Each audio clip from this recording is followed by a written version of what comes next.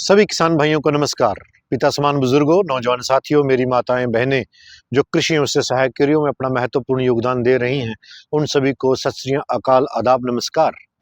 मैं आज अपने पैतृक गांव में हूं और मेरे गांव में आज अंतिम बिजाई चल रही है गेहूं की। आज 2 दिसंबर सन 2025 है और गेहूं की जिस उन्नत किस्म की हम आज बिजाई कर रहे हैं बीज उत्पादन के लिए, अगले साल इस वैरायटी का बीज बिक्री के लिए उपलब्ध रहेगा। हम HD 3271 जो भारतीय कृषि अनुसंधान संस्थान के द्वारा सन 2021 में रिलीज की गई है। किसान भाइयों, जिस हम खेत में खड़े हुए हैं, यहाँ तोरिए की फसल लगी हुई थी। तोरिए को हार्वेस्ट किया गया है। मेरे ताया जी के बेटे हैं, उनका खेत है ये, सरदार हरमिंदर सिंह विर्क, सन ऑफ सरदार बूटा सिंह विर्क। उनके ये 2 एकड़ हैं। यहाँ पर हम HD 3271 का बीज उत्पादन कर रहे हैं। मैं इसकी विशेषताओं के ऊपर मैं गहन चर्चा कर रहा हूँ। सन 2004-5 में भारतीय कृषि अनुसंधान संस्थान के द्वारा एक ऐसी वैरायटी रिलीज की जाती है जिसने किसानों के दिलों पर 2 दशक तक राज किया। आप उससे भली भांति परिचित हैं। मैं चर्चा कर रहा हूँ HD 2851 की। उसी की तर्ज के ऊपर, उसी विशेषताओं को बेस लेते हुए संस्थान ने HD 3271 को विकसित किया है और किसानों की झोली में डाला है। संस्थान इसकी सिफारिश भारत के उत्तरी पश्चिमी मैदानी एरियाओं के साथ साथ भारत के उत्तरी पूर्वी मैदानियों के लिए रिलीज की गई है। कहने का भाव यह है कि भारत के सभी वो हिस्से जहां पर गेहूं का उत्पादन होता है, वहां पर इसकी हम बिजाई कर सकते हैं। संस्थान इसकी बिजाई अगेते में तथा पशेते दो जगह पर रिकमेंडेड करता है। हरियाणा, पंजाब, जम्मू के 2 जिले, जम्मू कठुआ, हिमाचल के 2 जिले ऊना और पांवटा साहिब, पूरा उत्तर प्रदेश, मध्य प्रदेश, पूरा राजस्थान, उड़ीसा, बिहार और पूर्वोत्तरी राज्य सिक्किम, मेघालय, त्रिपुरा, मिजोरम, असम, अरुणाचल प्रदेश, तमाम बड़ा एरिया इस वैरायटी के अंतर्गत बिजाई के लिए आता है किसान भाइयों। और आज 2 दिसंबर 2025 है। हम इस वैरायटी का बीज उत्पादन कर रहे हैं। संस्थान ये बताता है कि इसमें पीला रतुआ और भूरे रतुए का प्रकोप नहीं आता है। समय बीत जाने के साथ HD 2851 में बड़े स्तर के ऊपर पीला रतुए का प्रकोप आने लगा और उसका उत्पादन क्षीण हो गया, कम हो गया। आज भी बहुत सारे किसान भाई उस वैरायटी को प्रैक्टिस में लिए हुए हैं और उसका 70 किलो 75 किलो भी डालते हैं और बड़ी मुश्किल से खींच के 25 क्विंटल 24 क्विंटल उत्पादन दे रही है। वो भी उसमें 3 स्प्रे करने पड़ते हैं, बहुत देखरेख करनी पड़ती है कि पीला रतुआ ना आ जाए। अगर पीला रतुआ आ जाता है तो वो उसका उत्पादन लुढ़कर 10 क्विंटल के आसपास रह जाता है। ये जो किस्म है ये मात्र 120 दिन में पक के तैयार हो जाती है। उत्तर भारत के मैदानी एरिया में, उत्तरी पश्चिमी मैदानी एरिया में जब ये वैरायटी भारत के उत्तरी पूर्वी मैदानी एरिया में चली जाती है तो यह अपनी परिपक्वावस्था को छोटा कर देती है और खाने में मात्र 100 दिन में पक के तैयार हो जाती है। इसमें पीला रतुआ, पूरा रतुआ और पत्ती का झोंके रोग जैसी बीमारियां नहीं आती है।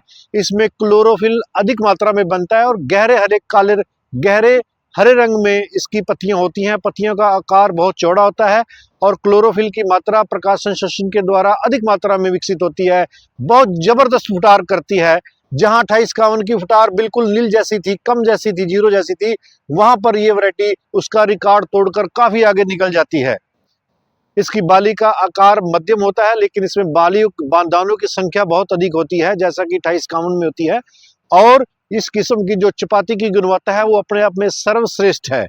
इसमें जिंक, प्रोटीन, आयरन प्रचुर मात्रा में पाया जाता है, जो हमारे स्वास्थ्य के लिए लाभप्रद है। किसान भाइयों, ये जो किस्म है इसकी रोटी बहुत सॉफ्ट और मुलायम दूध जैसी होती है। आप सुबह की पकी हुई रोटी शाम को सेवन कर सकते हैं। ये है इसकी खूबसूरती।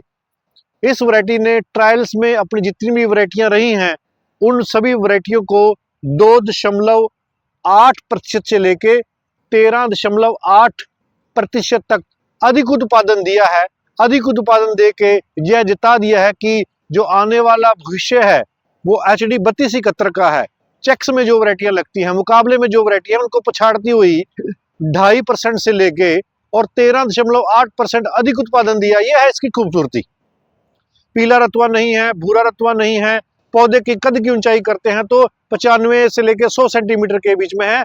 हमारे को भरपूर मात्रा में सूखा चारा प्राप्त हो जाता है इस वैरायटी से। जो किसान भाई पशुपालन का काम करते हैं उनके लिए यह बहुत अच्छी किस्म है। पछेते में वो भी किसान भाई जो जिन्होंने ज्वार बिजाई कर रखी है, जहाँ आलू पाड़ रहे हैं, जहाँ गन्ने वाले खेत हैं, उनके लिए रामबाण से कम नहीं है HD 3271। किसान भाइयों, चर्चा कर रहा हूं HD 3271 की। इसका तना बहुत मजबूत है और इसमें गिरने की शंका नहीं आती है। संस्थान इस बात के ऊपर मोहर लगाता है कि ये जो किस्म है इसमें हीट टॉलरेंट वैरायटी है। अगर वातावरण गर्म होता है तो उतना उत्पादन नीचे नहीं गिरने देती है जितनी कि दूसरी वैरायटियां लेट में गिरा देती है।